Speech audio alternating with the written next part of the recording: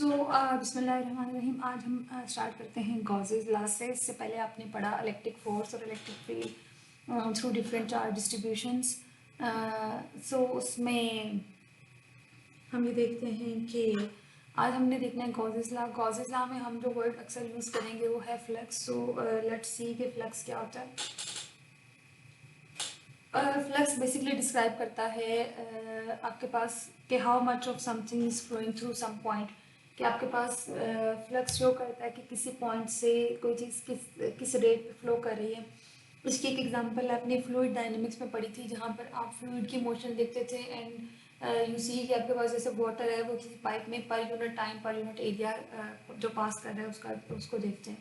तो electric flux की अगर हम बात करें, क्योंकि यहाँ पर हम इलेक्ट्रिक फील्ड को देख रहे हैं, तो फिर क्या होगा कि इलेक्ट्रिक फ्लक्स मींस कि आपके पास rate of flow of electric field through an area और वॉल्यूम, या फिर आप जिसे रिप्रेजेंट कर सकते हैं कि number of field lines penetrating a surface, या फिर number of field lines passing through a surface, number of field lines passing through certain area. आपके पास फिर इलेक्ट्रिक फ्लक्स किसको शो करता है, rate of flow of electric field को show करता है। और यहाँ पर हम जो बात कर रहे हैं वो भी इलेक्ट्रिक फ्लक्स की बात कर रहे हैं, नेट फ्लक्स की बात नहीं कर रहे। नेट फ्लक्स और इलेक्ट्रिक फ्लक्स में थोड़ा सा डिफरेंस आएगा, वो भी हम देखते हैं। इससे पहले आपने अभी तक कैलकुलेट किया कि आपने चार डिस्ट्रीब्यूशंस अगर आपको गिवन थी तो उनसे आपने इलेक्ट्रिक फील्ड कैसे फाइंड की। अभी हम ये देखेंगे कि अगर आपके पास इलेक्ट्रिक फील्ड गिवन हो तो हम उस चार डिस्ट्रीब्यूशन के बारे में क्या गेस कर सकते हैं। अब इसमें आपने डिफरेंट बॉक्सेस लिखे हुए हैं। एक तो ये बॉक्स है जिसमें आपके पास कोई अननोन चार्ज है लेकिन हमें कोई फील्ड इसमें नज़र नहीं आ रही। अगर आपके पास इसमें कोई फील्ड भी शो नहीं हो रही तो दैट मीन्स कि इस बॉक्स में कोई चार्ज नहीं है, कोई फ्लक्स पास नहीं कर रहा। नो नेट फ्लक्स मीन्स के नो नेट चार्ज। अगर इस पर कोई नेट फ्लक्स नहीं है तो हम कह सकते हैं कि आपके पास कोई नेट चार्ज भी नहीं है। अब इसमें क्या है, आपके पास इलेक्ट्रिक फील्ड लाइंस हमें सारी क्या नज़र आ रही है, आउटवर्ड नज़र आ रही है। उन आउटवर्ड फील्ड लाइंस के लिए जो आपके पास फ्लक्स होगा या आपका गेस होगा वो ये होगा कि this box contains a positive charge, के इस बॉक्स के अंदर कोई पॉजिटिव चार्ज है और सारी इलेक्ट्रिक फील्ड लाइंस क्या है, आउटवर्ड है। दैट मीन्स कि आपके पास ये क्या है, कोई आउटवर्ड फ्लक्स है। आपके पास इस आउटवर्ड फ्लक्स में हम देख सकते हैं कि आप कह सकते हैं क्योंकि यहाँ पर कोई पॉजिटिव चार्ज है, जितनी भी इलेक्ट्रिक फील्ड लाइंस, अगर हम टेस्ट चार्ज को देखें रख के देखें तो आपके पास सारी इलेक्ट्रिक फील्ड लाइंस आउटवर्ड हैं। आपके पास जो टोटल फ्लक्स आएगा वो क्या आएगा, पॉजिटिव आएगा और आउटवर्ड आएगा। और लास्ट डायग्राम में अगर आपके पास एक से ज़्यादा चार्जेस हैं तो आपके पास बहुत ज़्यादा number of field lines outward हैं। तो हम इसको ये भी कह सकते हैं कि जाहिर है जितना ज़्यादा चार्ज है उतना ज़्यादा आपके पास फ्लक्स ज़्यादा होगा, या नंबर ऑफ फील्ड लाइंस जो है वो उसके प्रोपोर्शनल होंगी।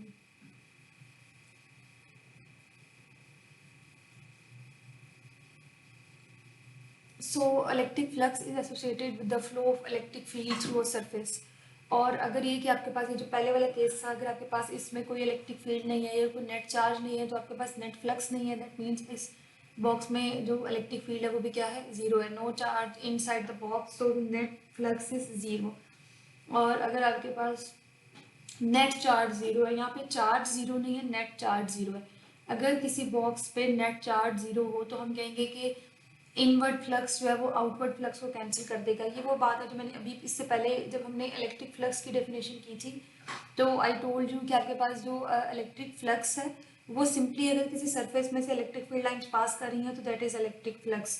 लेकिन अगर हम नेट इलेक्ट्रिक फ्लक्स की बात करते हैं तो अगर आपके पास ये क्लोज्ड बॉक्स है, जैसे ये इस बॉक्स में अगर आप नेट फ्लक्स की बात करते हैं, नेट फ्लक्स मीन्स कि आपके पास टोटल फ्लक्स कितना आएगा। अब अगर एक साइड से इलेक्ट्रिक फील्ड लाइंस एंटर हो रही हैं और अदर साइड से electric field lines are leaving the surface, तो जितना फ्लक्स एंटर हो रहा है उतना ही फ्लक्स उस बॉक्स से लीव कर रहा है।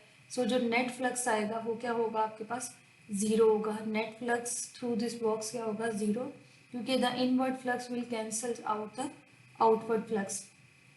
और लास्ट में अगर आपके पास ये जो बॉक्स है, दिस डज नॉट चार्ज। हम ये अगर रिपीट कर दें देखो काइंडली, थोड़ा स्लो।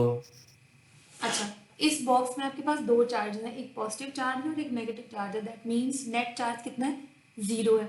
नेट चार्ज ज़ीरो होने का मतलब है कि आपके पास नेट फ्लक्स भी ज़ीरो होगा। कैसे देखें, जितनी इस पॉजिटिव चार्ज की वजह से जितनी इलेक्ट्रिक फील्ड लाइंस आउटवर्ड होंगी, नेगेटिव चार्ज की वजह से उतनी ही electric field lines inward point out करेंगी। तो अगर हम इस बॉक्स के लिए देखें, सो जितनी फील्ड लाइंस इस बॉक्स में एंटर हो रही होंगी उतनी ही फील्ड लाइंस इस बॉक्स से लीव कर रही होंगी अप्रोक्सीमेटली। सो आपके पास फिर जो नेट फ्लक्स आएगा, एक बात है कि फ्लक्स फ्लक्स से सिंपली अगर एक सरफेस में से इलेक्ट्रिक फील्ड लाइंस पास कर रही हैं तो दैट इज़ द फ्लक्स। लेकिन जो नेट फ्लक्स है वो क्या है कि आपके पास इस पूरे क्यूब में जितनी फील्ड लाइंस एंटर हो रही है उसका मतलब है वो क्या है, जितनी field lines entering the surface है वो इनवर्ड फ्लक्स है, और जितनी फील्ड लाइंस आउटवर्ड है वो क्या है, आउटवर्ड फ्लक्स है। तो नेट फ्लक्स कितना आएगा, अगर हम इनवर्ड फ्लक्स को नेगेटिव लें और आउटवर्ड फ्लक्स को पॉजिटिव लें तो दोनों जो फ्लक्स है वो एक दूसरे को क्या कर देंगी, कैंसिल कर देंगे। सो जो आपके पास टोटल फ्लक्स आएगा या नेट फ्लक्स आएगा वो क्या आएगा, ज़ीरो आएगा। आपके पास if there is net charge zero, zero net charge inside the box, क्योंकि इस बॉक्स में नेट चार्ज ज़ीरो है, सो आपके पास नेट फ्लक्स भी ज़ीरो होगा। इसका मतलब है जितना इनवर्ड फ्लक्स है उतना ही आउटवर्ड फ्लक्स होगा और दोनों एक दूसरे को क्या कर देंगे, कैंसिल कर देंगे। लास्ट में ये है कि आपके पास बॉक्स के इनसाइड कोई चार्ज, मैम जी जी, मैम ये साइज पे डिपेंड करता है चार्ज के। अगर हम पढ़ ले कि एक पॉजिटिव अगर चार्ज के डिफरेंट साथ। मैग्नीट्यूड्स के साइन होंगे तो फिर आपके पास नेट चार्ज तो जीरो नहीं होगा ना, यानी ये प्लस क्यू और माइनस क्यू इक्वल है। अगर आपके पास एक प्लस टू क्यू हो और एक माइनस क्यू हो तो फिर नेट चार्ज जीरो नहीं होगा ना। तो अगर आपके पास दोनों इक्वल और ऑपोजिट चार्जेस हैं तो नेट चार्ज जीरो है। तो अगर आपके पास दोनों चार्जेस इक्वल और ऑपोजिट नहीं है, लेट्स सपोज एक प्लस टू है और एक माइनस वन है, तो क्या होगा, इसकी वजह से जो इलेक्ट्रिक फील्ड लाइन होंगी वो ज़्यादा आउटवर्ड होंगी और इसकी वजह से जो इलेक्ट्रिक फील्ड लाइन एंटर हो रही होंगी वो क्या होंगी, कम होंगी। ऐसे ही है ना। कम। और ये दोनों सेम चार्जेस हैं, अगर एक ज़्यादा हो और एक कम हो तो ज़्यादा जितना ज़्यादा चार्ज का मैग्नीट्यूड होगा उतनी ज़्यादा इलेक्ट्रिक फील्ड लाइन क्लोज होंगी। तो आपके पास इन फिर आउटवर्ड फील्ड लाइन ज़्यादा हो जाएंगी और इनवर्ड कम हो जाएंगी, फिर कोई नेट फ्लक्स आएगा। लेकिन अगर दोनों चार्जेस इक्वल हैं तो नेट चार्ज के जीरो है, अगर नेट चार्ज जीरो है तो फिर नेट फ्लक्स जीरो है, लेकिन अगर नेट चार्ज जीरो नहीं है तो फिर नेट फ्लक्स भी जीरो नहीं होगा। जी ठीक है, और थैंक यू यहाँ मैम। पर क्या है, आपके पास इस बॉक्स में कोई चार्ज नहीं है, इस बॉक्स को आपने किसी चार्ज यूनिफॉर्मली चार्ज शीट के क्लोज रखा है। अगर आपने एक बॉक्स को एक यूनिफॉर्मली चार्ज शीट के क्लोज रखा है तो क्योंकि आपके पास इस जो बॉक्स है इसके करीब से फील्ड लाइंस तो पास करनी होंगी, लेकिन उन फील्ड लाइंस के पास करने का मीनिंग ये नहीं है कि आपके पास फ्लक्स भी होगा, क्योंकि आपके पास इस बॉक्स के इनसाइड कोई चार्ज नहीं है। तो जितनी फील्ड लाइन इस बॉक्स में एंटर हो रही होंगी उतनी फील्ड लाइन उस बॉक्स से लीव कर रही होंगी, क्योंकि this box contains no charge, as no charge is inside the box, so inward flux will cancels out the outward flux. तो आपके पास फिर क्या होगा, नेट फ्लक्स ज़ीरो होगा, या आप कह सकते हैं कि इस बॉक्स में कोई नेट चार्ज नहीं होगा। सो इसका मतलब है कि आपके पास जो नेट फ्लक्स है वो डिपेंड करता है नेट चार्ज के ऊपर। अगर आपके पास जितना मैम ज़्यादा चार्ज इसमें होगा, हाँ जी बोलिए। मैम इसमें फील्ड कैसे क्रिएट होगी, चार्ज तो है नहीं था।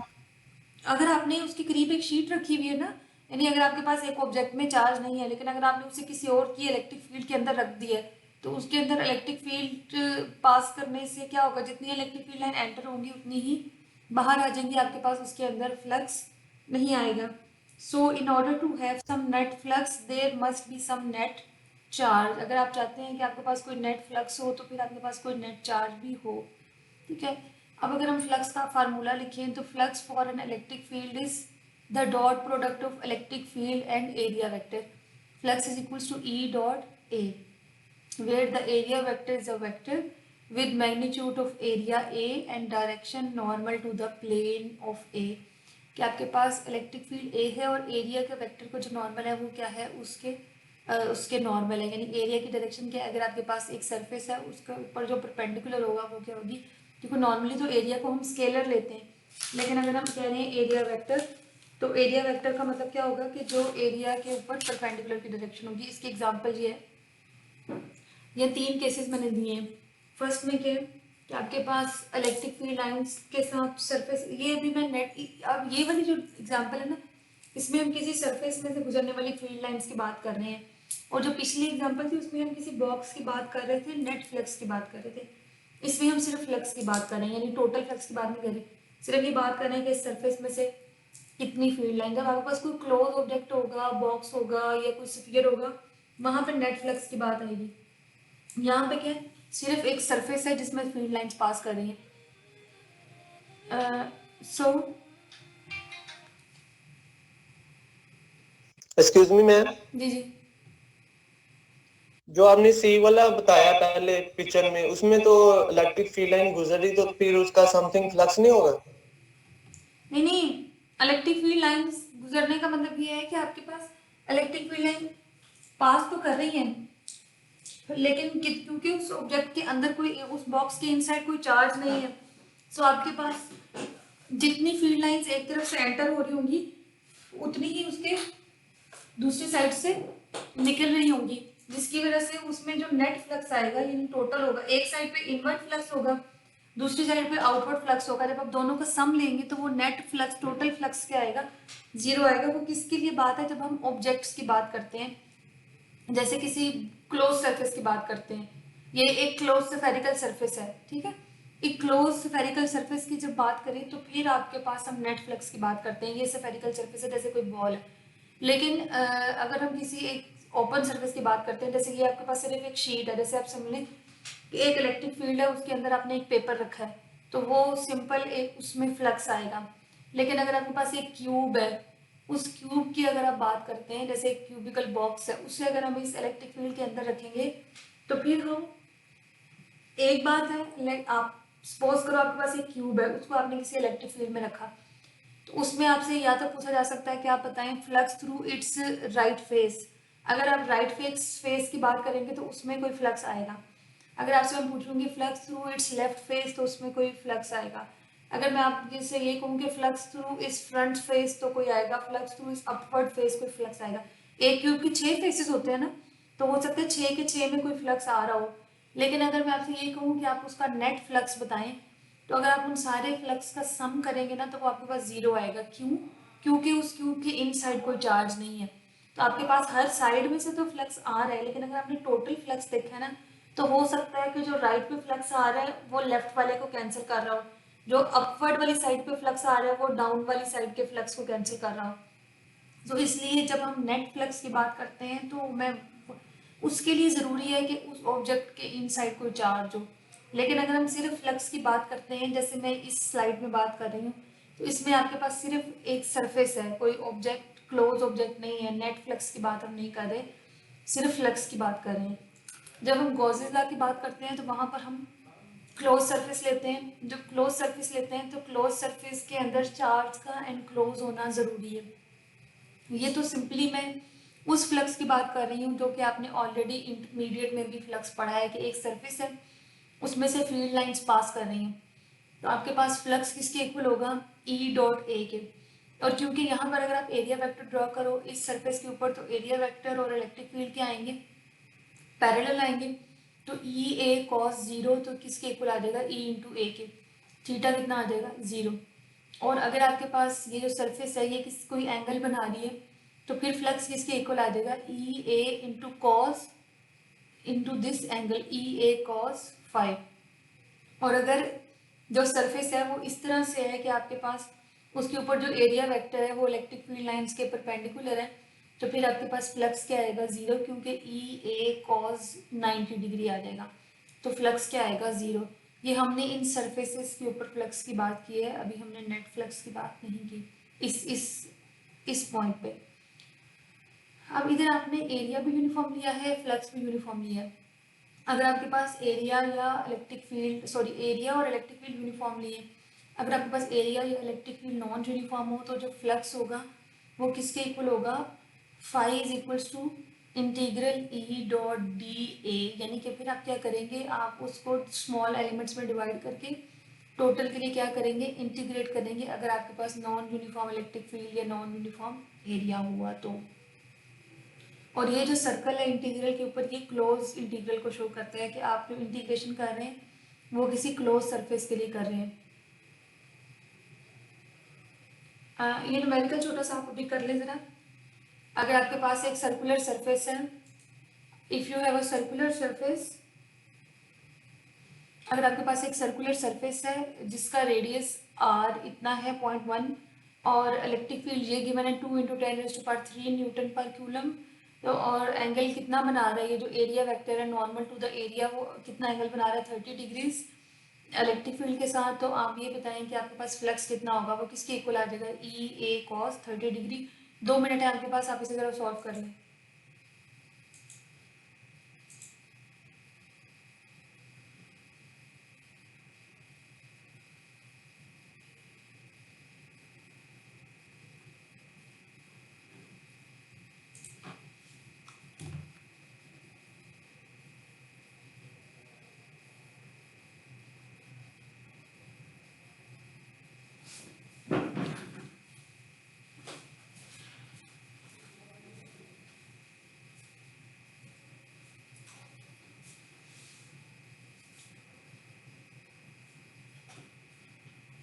हेलो, हाँ भैया 3:40 तक हमें लेने आ जाइएगा। हेलो, आप 3:40 तक में लेने आ जाइएगा, 3:40 तक।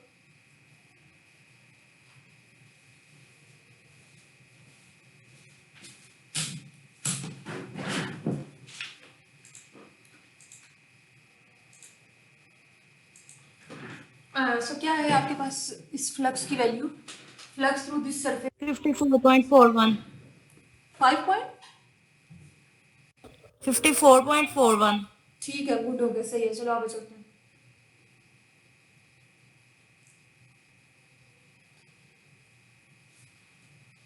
नेक्स्ट ये है कि गॉसेस लॉ लिखने से पहले या देखने से पहले हम एक दो डेफिनेशंस देखते हैं। एक first is the symmetry. Symmetry क्या है, किसी भी ऑब्जेक्ट का वो balance structure that divides into two halves और the halves of which are alike. आपके पास सिमेट्री, जैसे रिंग थी, रिंग एक सिमेट्रिकल ऑब्जेक्ट था, आपने एक सिमेट्री क्रिएट की थी कि अगर आप उसको उसकी हाफ साइड पे जो कैलकुलेशंस आ रही थी वही उसकी अदर हाफ पे भी आ रही थी, तो वो क्या थी, एक सिमेट्री थी। आपने लिखा था कि यूजिंग द सिमेट्री आर्गुमेंट। सो इसी तरह से सिमेट्री क्या है कि आपके पास कोई ऐसा बैलेंस स्ट्रक्चर है कि अगर आप उसको दो हिस्सों में डिवाइड करते हैं तो उसके वो जो दो हाफ्स होंगे, दो हाफ्स विल बी अलाइक, वो दोनों सेम होंगे। और क्लोज सरफेस क्या है, मैं भी अक्सर बात कर रही हूँ क्लोज सरफेस की। क्लोज सरफेस है, क्लोज सरफेस एक ऐसी सरफेस है that divides the space into an inside and outside region, so one can not move from one region to another without crossing the surface. आपके पास close surface एक ऐसी surface है, for example a plastic ball is a closed surface. This plastic ball has divided your space into two regions. One is inside the plastic ball and other is outside the plastic ball. And in order to go from the inside space to outside space, you must have to cross the plastic ball surface. आपने उस plastic ball को अगर देखें, एक hollow plastic ball है, उसने आपकी space को दो हिस्सों में डिवाइड कर दिया है, एक वो जो कि प्लास्टिक बॉल के इनसाइड है और एक वो जो कि प्लास्टिक बॉल के आउटसाइड है। और वो जो इनसाइड द प्लास्टिक बॉल जो सरफेस है, उससे अगर आपने बाहर आना है तो आपको वो जो प्लास्टिक बॉल की सरफेस है उसे लाजमी क्रॉस करना है, और अगर आपने बाहर से इनसाइड आना है तो आपने फिर भी उसे लाजमी क्रॉस करना है। अगर आपके पास एक प्लास्टिक की बंद जार है, प्लास्टिक की होना ज़रूरी नहीं है लेकिन जैसे एक जैम की जार है, तो वो एक सिलेंड्रिकल सरफेस है और वो एक क्लोज सरफेस है। अगर आपने from outside space of the jar, अगर आपने इनसाइड द जार जाना है तो you must have to cross the walls of that jar. और अगर आप उस जार की एक जो लिड है उसे खोल देते हैं तो now the jar is no longer a close surface, तो अब वो जार जो है वो एक क्लोज सरफेस नहीं है। ठीक, अब जो गॉसियन सरफेस है, a Gaussian surface must be a close surface and should have some symmetry. Gaussian surface जो है वो क्लोज भी होगी और उसमें कुछ सिमेट्री भी होगी, यानी आपके पास Gaussian surface should be a close surface. जब आपने गॉसियन सरफेस अज्यूम करनी है तो वो एक क्लोज सरफेस होगी और उसमें कुछ सिमेट्री होगी, because Gauss's law works best for the symmetrical problems and Gauss's law is a hypothetical surface, this is not a real surface। आपने रियल में कोई सरफेस नहीं तामीर करनी, you just have to imagine a surface which is a closed surface and a symmetrical surface. So this must be closed and symmetrical. And now comes the statement of Cauchy's law. Flux phi is equals to integral over a closed surface. This shows integral over a closed surface E dot dA is equals to charge enclosed by the surface over epsilon naught. So Cauchy's law को अगर आप देखें तो ये flux directly relate करता है this charge enclosed bye the surface. आपने इससे पहले जब इंटरमीडिएट में भी पढ़ा था वहाँ पर भी हमने पढ़ा था कि flux is equals to 1 over epsilon naught times the charge enclosed by the surface. सो अगर आपके पास ये charge enclose by the surface positive होगा तो आपके पास पॉजिटिव फ्लक्स होगा, और अगर ये charge enclose by the surface negative होगा तो आपके पास क्या होगा, नेगेटिव फ्लक्स होगा. और अगर ये charge enclose by the surface zero होगा तो फ्लक्स क्या होगा,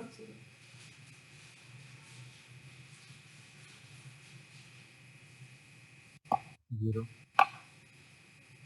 मैम काइंडली ये दोबारा रिपीट करते हैं.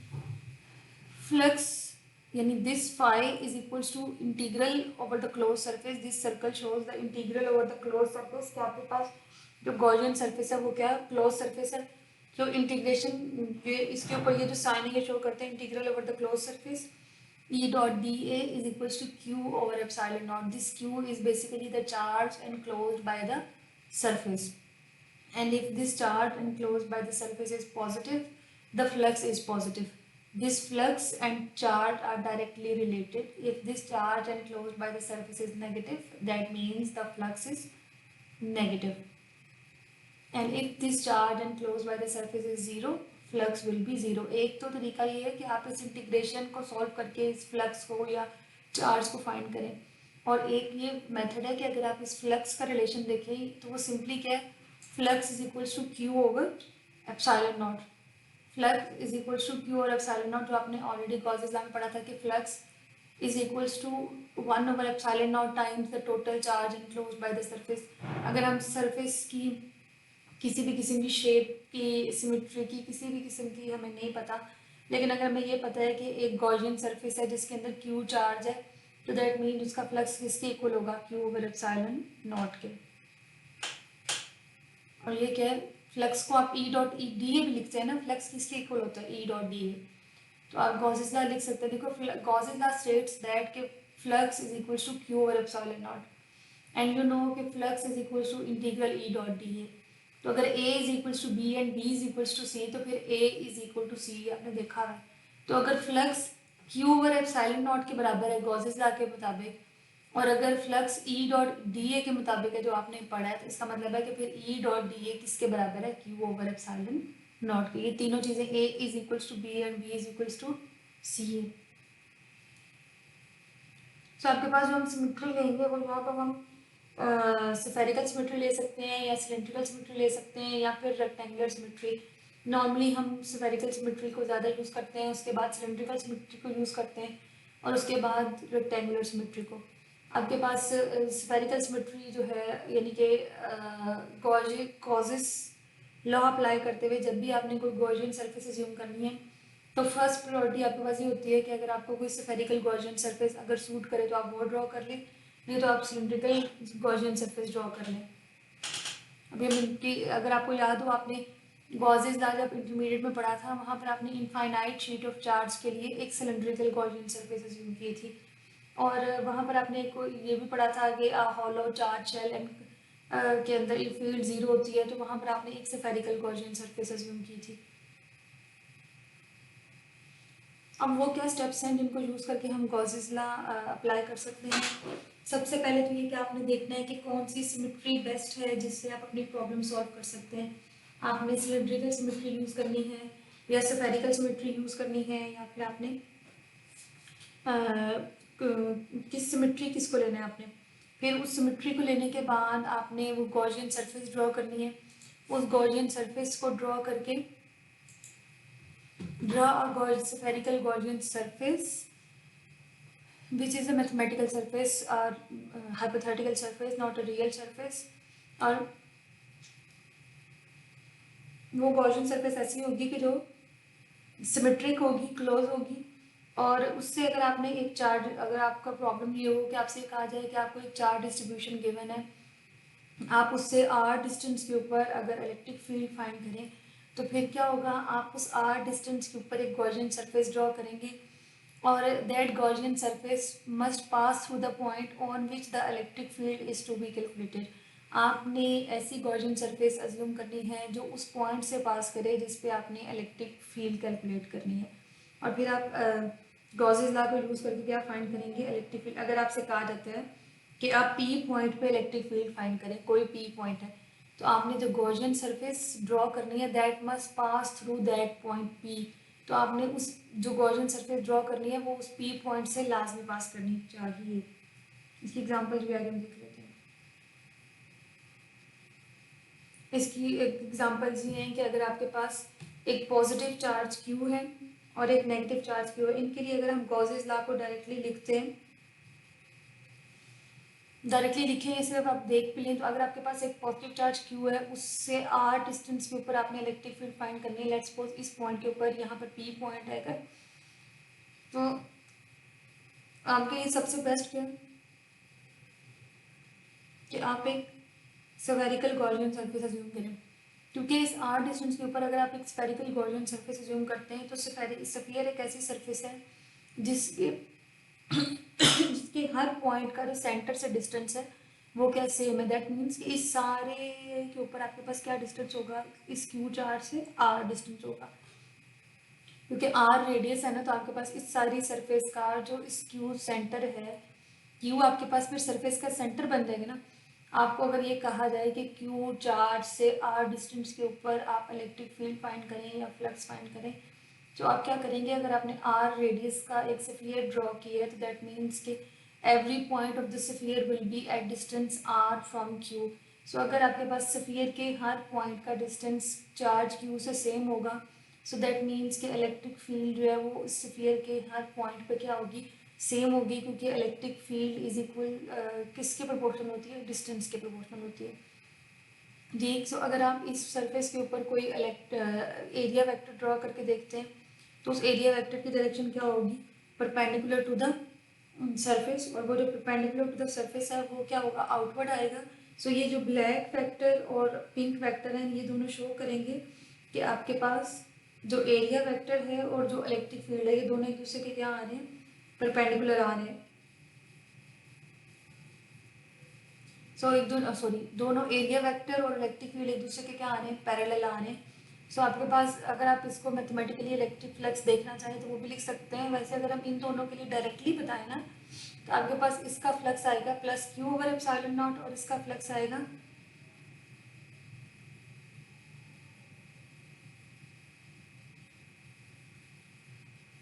Minus q over epsilon not. आपके पास पॉजिटिव चार्ज के लिए अगर आप फ्लक्स देखो तो आप लिखोगे क्यू ओवर एप्सिलॉन नॉट, और दूसरे के लिए जो फ्लक्स आएगा वो आएगा minus q over epsilon not. और इसका फ्लक्स आउटवर्ड फ्लक्स को आप पॉजिटिव लेंगे और इनवर्ड फ्लक्स को आप क्या लेंगे, नेगेटिव लेंगे। नेगेटिव।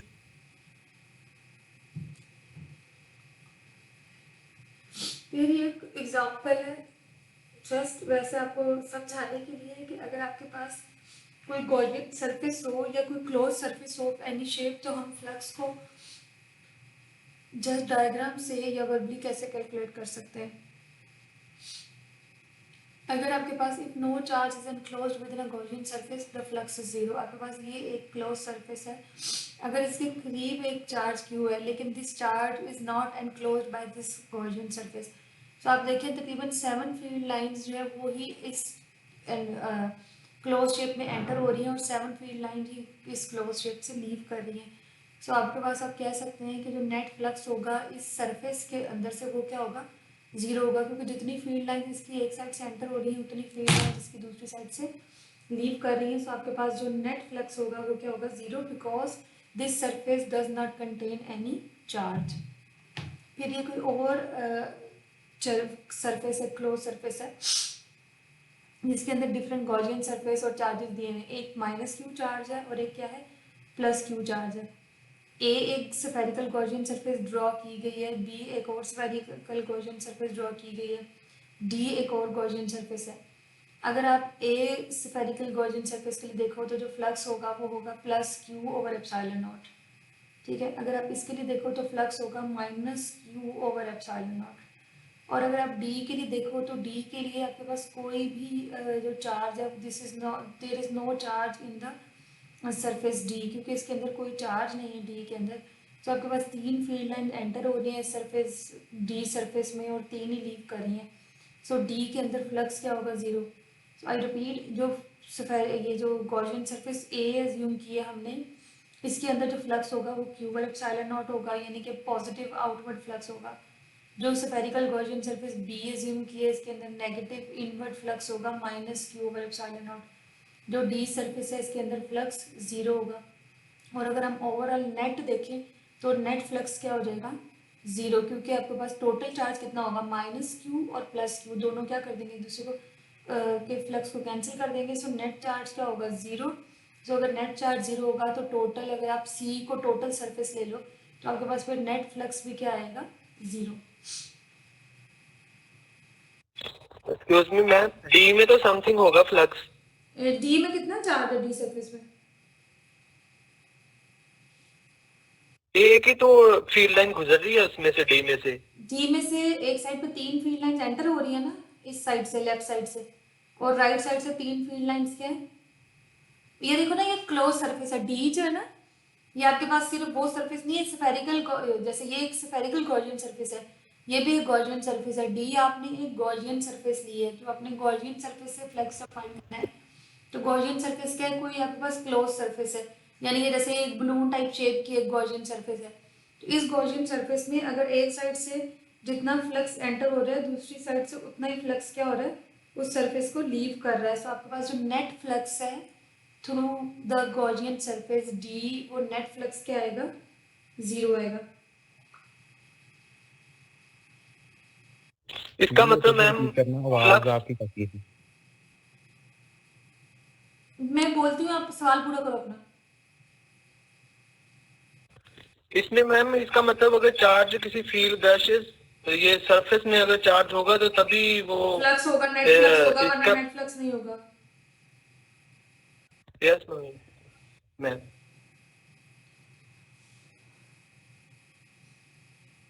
अच्छा, अगर आपके पास, हमने बात की गॉसेस लॉ की, तो अगर आपको हम देखें कि हम कूलम्स लॉ के होते हुए गॉसेस लॉ को क्यों यूज़ करते हैं। Coulomb's law is only applicable for the charges at rest, but Gauss's law can be use for the moving charges too, and we can drive Coulomb's law using Gauss's law. So इसका मतलब है कि Coulomb's law can be taken as a case of the Gauss's law.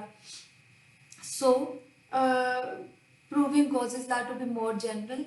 सो अगर हम इसकी एक example करें, if you are asked कि आप इलेक्ट्रिक फील्ड फाइंड करें एक पॉइंट चार्ज क्यू की वजह से, find the electric field due to a point charge q at distance r. अगर आपने उससे आर डिस्टेंस के ऊपर इलेक्ट्रिक फील्ड फाइंड करनी है यूजिंग गॉसेस लॉ, तो आप क्या करेंगे, उस आर डिस्टेंस के ऊपर एक स्फेरिकल गॉसियन सरफेस ड्रॉ करेंगे। तो आपने as you draw here, you draw a spherical Gaussian surface at distance R from the charge Q. So आपके पास क्या होगा, फ्रॉम द चार्ज क्यू, अगर आप आर डिस्टेंस के ऊपर एक स्फेरिकल गॉसियन सरफेस अज्यूम करेंगे तो इस स्फेरिकल गॉसियन सरफेस के हर पॉइंट पे इलेक्ट्रिक फील्ड की मैग्नीट्यूड क्या होगी, सेम होगी, क्योंकि क्यू डिस्टेंस, क्यू चार्ज से सेम डिस्टेंस पे होगा। सो अगर हम इस स्फेरिकल गॉसियन सरफेस को डिफरेंट एरिया एलिमेंट्स में डिवाइड करते हैं, क्योंकि हर पॉइंट पे एरिया की डायरेक्शन डिफरेंट होगी ना, जाहिर है आपके पास एक स्फीयर है, एक फ्लैट सरफेस तो नहीं है। सो इस पॉइंट पे अगर आप एरिया वेक्टर की डायरेक्शन ड्रॉ करो तो वो क्या होगी, इन इलेक्ट्रिक फील्ड, ये जो पिंक है ये किसको शो कर रहे हैं, इलेक्ट्रिक फील्ड के वेक्टर्स को, और ये ब्लैक शो कर रहा है एरिया के वेक्टर को। सो इस पॉइंट पे इलेक्ट्रिक फील्ड और एरिया का वेक्टर क्या होंगे, पैरेलल होंगे। सो आप यहाँ पर integral over the close surface E dot D A is equal to Q over epsilon not, ये क्या है, गॉसेस लॉ। सो आपके पास यहाँ पर ई डॉट डी ए में क्या होगा, ई और डी ए दोनों क्या हो जाएंगे, पैरेलल। तो अगर दोनों पैरेलल होंगे तो E into D A cause of 0 degree आएगा, कॉज 0 क्या है, 1 है। सो E आप क्या ले लेंगे, इंटीग्रल से बाहर ले लेंगे, E integral d A is equals to Q over epsilon not. ये जो एरिया के ऊपर क्लोज इंटीग्रल है ये क्या, अगर आपके पास सरफेस एरिया पे ये स्मॉल एरिया एलिमेंट है DA, अगर आप इसे पूरे स्फीयर के लिए इंटीग्रेट करते हैं फॉर द क्लोज सरफेस, ये जो स्फीयर है जैसे प्लास्टिक बॉल है या आपके पास आपकी अर्थ है, तो आपके पास अगर आप एक स्मॉल एरिया एलिमेंट को पूरी सरफेस के लिए इंटीग्रेट करते हैं तो आपके पास क्या आ जाएगा, total surface area of the sphere integrating dA for the whole spherical surface gives the total surface area which is 4 pi r square. So E into integral dA किसके इक्वल आ जाएगा, 1 is equals to q over epsilon naught. So E into 4 pi r square is equals to q over epsilon naught. So अगर आप 4 pi r square को इधर ले आए तो E किसके इक्वल आ जाएगा, 1 over 4 pi epsilon naught. Ma'am जी जी मैम ये ई कांस्टेंट कैसे हुआ है, जरा रिपीट कर दें, देखो वॉइस इशू आ हाँ, हमने ये कहा कि क्यू चार्ज से आर डिस्टेंस के ऊपर आपने इलेक्ट्रिक फील्ड फाइंड करनी है. सो आप आर डिस्टेंस के ऊपर उस पॉइंट पे क्या ड्रॉ करते हैं, एक स्फेरिकल गॉसियन सरफेस. अब सिर्फ क्यू क्या है, उस स्फेरिकल गॉसियन सरफेस के सेंटर पे है. आपने आर आर रेडियस की एक स्फेरिकल गॉसियन सरफेस ड्रॉ की है. सो अब आपके पास वो जो स्फेरिकल गॉसियन सरफेस है वो हर पॉइंट पे उसका डिस्टेंस क्यू चार्ज से सेम है ना. जैसे सर्कल होता है या स्फीयर होता है, सर्कल तो 2 डायमेंशन की बात है, स्फीयर 3 डायमेंशन में हम ले रहे हैं, क्लोज सरफेस ले रहे हैं. सो ये जो पूरी स्फेरिकल गॉसियन सरफेस है इसका सेंटर से डिस्टेंस हर जगह कितना होगा, आर के इक्वल होगा. सो अगर आप एक चार्ज से सेम डिस्टेंस के ऊपर हो तो इलेक्ट्रिक फील्ड क्या होती है, कांस्टेंट होती है ना. एक चार्ज से अगर आप सेम डिस्टेंस के ऊपर इलेक्ट्रिक फील्ड फाइंड करेंगे तो स्फीयर का बेसिकली सिमेट्री ही ये है कि स्फीयर ऐसे पॉइंट्स का एक सम है कि आपके पास उन सारे पॉइंट्स का सेंटर से डिस्टेंस क्या है, सेम है. तो जब उन सारे पॉइंट्स का सेंटर से यानी कि क्यू चार्ज से डिस्टेंस सेम है, so electric field at every point of the spherical surface will be same. So this can be taken out of the integral. So अगर आप उसे इंटीग्रल से बाहर लेते हैं तो आपके पास E integral D is equal to Q over epsilon naught. इसे सॉल्व करके अब देखिए तो आपके पास इलेक्ट्रिक फील्ड क्या आ जाएगा, 1/4 pi epsilon not q over r square. So this is same as Coulomb's law. That means कि Coulomb's law is derived from Gauss's law. So that means कि Coulomb's law can be treated as a case of Gauss's law.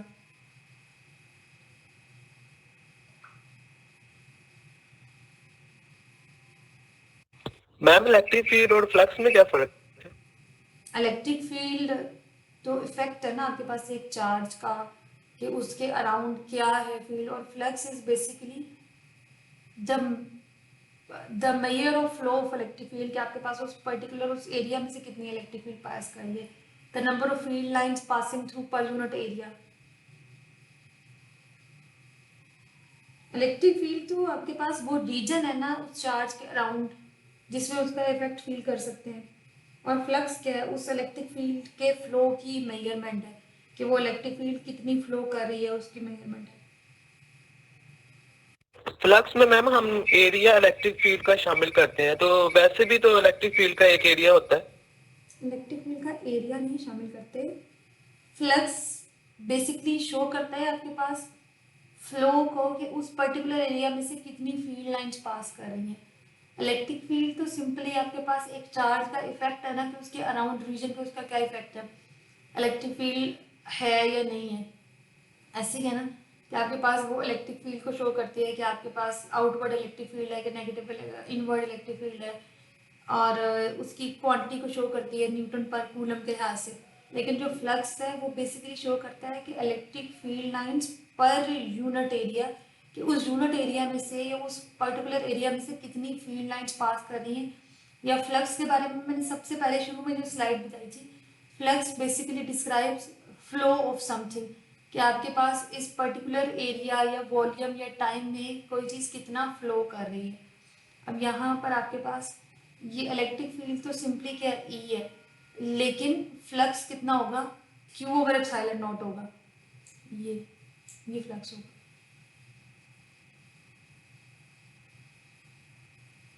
Ma'am हम यूं कह सकते हैं कि electric field जो है वो इफेक्ट और फ्लक्स जो है वो कॉज. हाँ अब कह सकते हैं बेसिकली कॉज तो चार्ज है ना.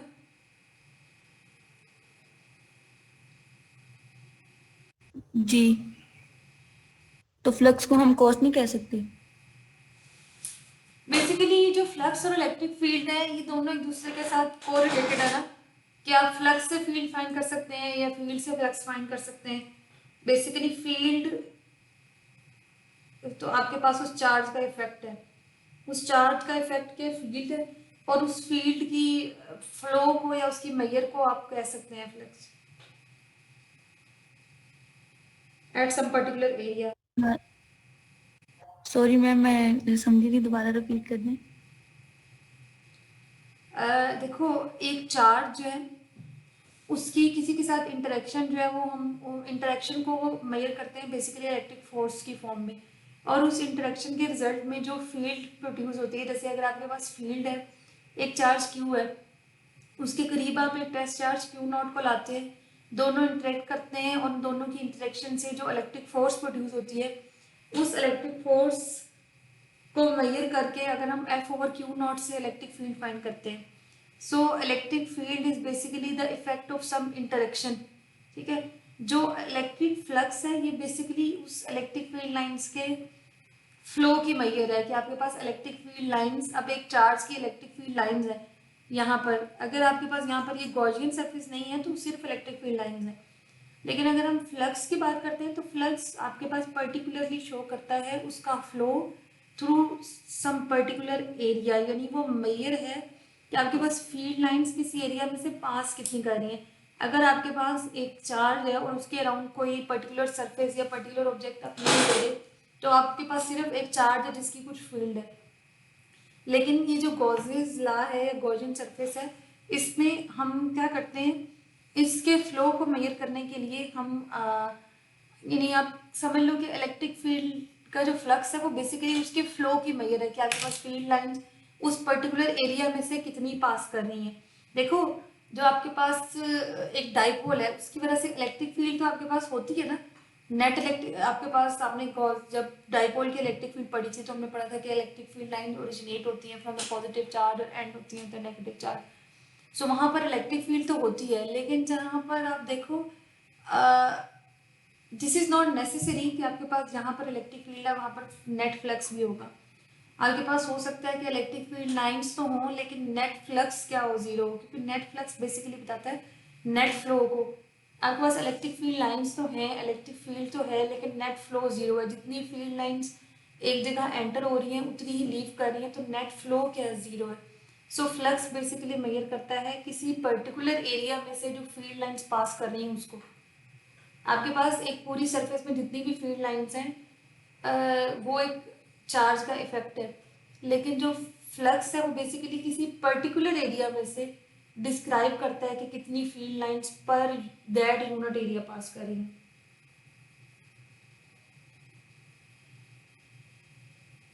ठीक है मैम। एक्सक्यूज मी मैम, एक क्वेश्चन था। जी इलेक्ट्रॉन के फ्लो की वजह से करंट प्रोड्यूस होता है, तो इलेक्ट्रॉन, ये हमने एम्पेयर लॉ में पढ़ा है, तो एम्पेयर लॉ तो पहले आया 72 ईयर्स, जब इलेक्ट्रॉन तो डिस्कवर हुए 72 ईयर के बाद, तो ये लॉ कैसे आ गया? क्या क्या क्या क्या क्या यानी कि इलेक्ट्रॉन के फ्लो की वजह से करंट प्रोड्यूस होता है, अच्छा, तो इलेक्ट्रॉन तो लॉ के 72 ईयर बाद इलेक्ट्रॉन डिस्कवर हुए हैं, तो ये लॉ कैसे फिर बना है? एक मिनट।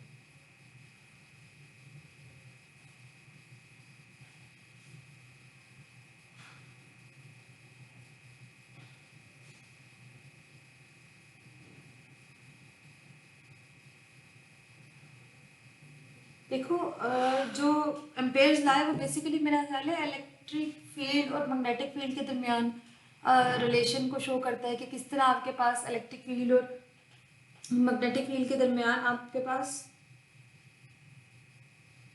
जो चार्जेस, ये वो चीज़ें तो पहले भी, उससे पहले भी ये चीज़ तो डिस्कवर थी ना आपके पास। बेसिकली आपके पास एम्पेयर्स लॉ जो है कि अगर आपके पास ये जो एम्पेयर्स लॉ है बेसिकली इलेक्ट्रिसिटी और मैग्नेटिज्म के रिलेशन को शो करता है, कि कैसे आपके पास उस चेंजिंग इलेक्ट्रिक फील्ड से या इलेक्ट्रिक करंट से आपके पास मैग्नेटिक फील्ड प्रोड्यूस होती है। तो बात ये है कि जब इलेक्ट्रॉन एज अ पार्टिकल जो है वो बाद में डिस्कवर हुआ, लेकिन चार्जेस तो आपके पास ऑलरेडी इससे पहले थे ना, कि आपके पास चार्ज एग्जिस्ट करता है। पर्टिकुलर इलेक्ट्रॉन का एक जो पार्टिकल है वो बाद में डिस्कवर हुआ है, लेकिन चार्जेस या इलेक्ट्रिसिटी, मैग्नेटिज्म, इनका ओरिजिन तो ग्रीक्स के टाइम से जाके मिलता है। तो जो एम्पेयर्स लॉ है, इसमें पर्टिकुलरली कहीं पर भी इलेक्ट्रॉन का वर्ड मेरा नहीं ख्याल यूज हुआ हो, वो बेसिकली इलेक्ट्रिक चार्जेस या इलेक्ट्रिसिटी और मैग्नेटिज्म के दरमियान रिलेशन को शो करता है। मैम नेगेटिव चार्ज और इलेक्ट्रॉन में फर्क है, डिफरेंस है कोई इनमें? देखो, आपके पास इससे पहले जब ग्रीक्स ने ये डिस्कवर किया था कि हमारे पास ये एक एक चार्ज, जैसे एक प्लास्टिक है या एक सिल्क है, इनको रब करे तो इस पर चार्ज आ जाता है, तो उस वक्त ये तो डिस्कवर्ड ही नहीं था कि आपके पास इसके ऊपर इलेक्ट्रॉन का चार्ज आता है कि प्रोटॉन का चार्ज आता है। सिर्फ उस चार्ज को एक ऐसी क्वालिटी के तौर पे लिया गया कि जिसकी वजह से वो एक ऑब्जेक्ट को दूसरे के साथ अट्रैक्ट करते हैं या फिर रिपेल करते हैं, लेकिन एज एन इलेक्ट्रॉन उनको तब क्वांटिफाई नहीं किया गया था। और कूलम ने भी जब ये बात की कि आपके पास दोनों चार्जेस के दरमियान आपके पास उनके जो इलेक्ट्रिक फील्ड आती है वो दोनों के प्रोडक्ट के इक्वल है, ये इस तरह, तो उस वक्त तक चार्ज जो है उनको यानी आपके पास चार्ज एक ऐसी क्वांटिटी थी या एक ऐसी क्वालिटी थी जिसकी वजह से एक मटेरियल जो है वो दूसरे मटेरियल को अट्रैक्ट या रिपेल करता था, लेकिन चार्ज का पार्टिकल या इलेक्ट्रॉन डिस्कवर नहीं हुआ था कि अच्छा चार्ज का कॉज ये इलेक्ट्रॉन है। ठीक है, यानी कि एज अ होल इन ऑब्जेक्ट्स के बारे में ये अट्रैक्शन या रिपल्शन की प्रॉपर्टी से ये अज्यूम किया गया था कि इनमें ये अट्रैक्शन या रिपल्शन प्रोड्यूस हो रही है। इसी वजह से अगर आप इलेक्ट्रॉन का वर्ड देखो ना, ELECTRON जो है, ये इसका ओरिजिन अगर आप देखो तो ये जिस वर्ड से निकला है वो ग्रीक लेटर से निकला है, और जिस लेटर का नाम ये है वो लिखा होता है ई, ये जो इलेक्ट्रॉन है ना सी वाला, इस वर्ड का अगर आप ओरिजिन देखें तो वो जो के वाले से इलेक्ट्रॉन से ग्रीक लेटर से निकला है, जिसका मतलब है एम्बर, क्योंकि जब इलेक्ट्रॉन डिस्कवर हुआ था, तो फिर ये कहा गया था कि अच्छा ये वो पार्टिकल है कि जिसकी वजह से आपके पास अट्रैक्शन या रिपल्शन फील होती है। तो क्योंकि अट्रैक्शन या रिपल्शन सबसे पहले ग्रीक्स ने ऑब्जर्व की थी, तो फिर इस वजह से इसका नाम इलेक्ट्रॉन दिया गया, लेकिन उससे पहले सिर्फ चार्ज या अट्रैक्शन या रिपल्शन की क्वालिटी डिटरमिनेट थी, एज अ क्वांटिटी आपके पास इलेक्ट्रॉन का पार्टिकल डिस्कवर्ड नहीं था। ये तो बाद में हमें तो क्योंकि पता है कि इलेक्ट्रॉन है तो हम कहते हैं कि अच्छा जी इलेक्ट्रॉन और चार्ज में क्या फ़र्क है, तब तक तो ये डिस्कवर्ड ही नहीं था कि आपके पास एटम के अंदर कोई इलेक्ट्रॉन एग्जिस्ट करता है। सिर्फ ये पता था कि ये जो मटेरियल है, ये जो कोई ये मटेरियल्स जो है ये अट्रैक्शन या रिपल्शन शो करते हैं, कैसे शो करते हैं, क्यों शो करते हैं, क्या कॉज होता है, ये तो बाद में इलेक्ट्रॉन की डिस्कवरी के बाद ये सारी बातें आई हैं। उस वक्त तक तो सिर्फ एज एन इलेक्ट्रिसिटी और मैग्नेटिज्म के तौर पे इनको लिया गया था। ओके मैम एक लास्ट क्वेश्चन था कि अगर हमने फर्स्ट स्लाइड में पढ़ा था कि चार्ज यानी कि चार्ज पार्टिकल या इलेक्ट्रॉन कंटिन्यूस फ्लो नहीं करते, ये क्वांटाइज करते हैं, तो फिर हमें ये एग्जांपल टीवी या कोई अप्लायंसेस हम चलाते हैं तो ये फिर ये डिस्कनेक्ट क्यों नहीं होती, हमें कंटिन्यूस कैसे फ्लो मिलता है, जैसे लैपटॉप का चार्जर ही कंसीडर कर लें तो? क्या ये चार्जिंग जैसे हमारी कंटिन्यूस होती है, तो मगर हमने फर्स्ट स्लाइड में पढ़ा था कि जो इलेक्ट्रॉन का फ्लो है वो क्वांटाइज है, कंटिन्यूस नहीं है। क्वांटाइज्ड की बात सिर्फ ये थी कि आपके पास इलेक्ट्रॉन कभी भी ऐसा नहीं होता कि आपके पास हाफ इलेक्ट्रॉन ट्रांसफर हो गया या 0.11 इलेक्ट्रॉन ट्रांसफर हो गया,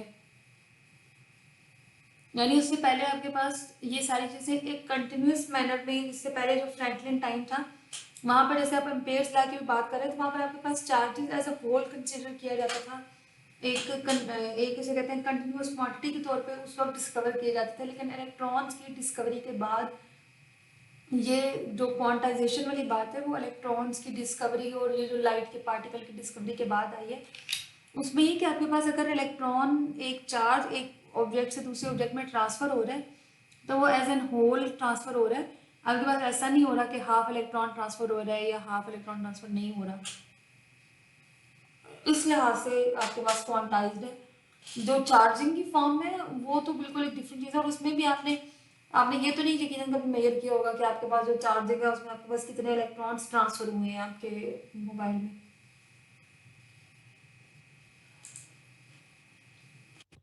ओके मैम। मैंने काम कोई नहीं करने को दिया। आप में से आप लोगों ने अगर अपनी अटेंडेंस लगा ली है तो फिर आप लोग लीव कर सकते हैं। मैंने आज इतना ही पढ़ाना था। मैं आप लोगों को पिछले वीक के होमवर्क का सोल्यूशन और इस वीक के होमवर्क जो है वो भी भेजूंगी कल। एक्सक्यूज मी मैम, जी जी मैम ये स्लाइड्स एंड शेयर कर दीजिएगा। लेक्चर 3, 4 और 5 भी नहीं शेयर किया आपने। मैम ये लेक्चर की रिकॉर्डिंग भी शेयर कर देगा काइंडली। मैं शेयर कर दूँगी।